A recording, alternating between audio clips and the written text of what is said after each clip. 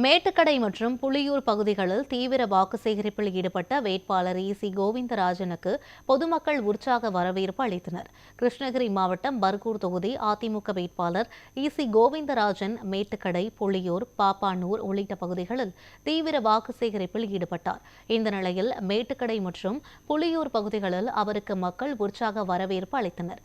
புலியூர் பேருந்து நிறுத்தத்தில் பேசிய அவர், திமுக அரசு கூப்பன் வழங்கி மளிகை பொருட்கள் தருவதாக கூறி வாக்குகள் பெற முயற்சிப்பதாக குற்றம் சாட்டினார்.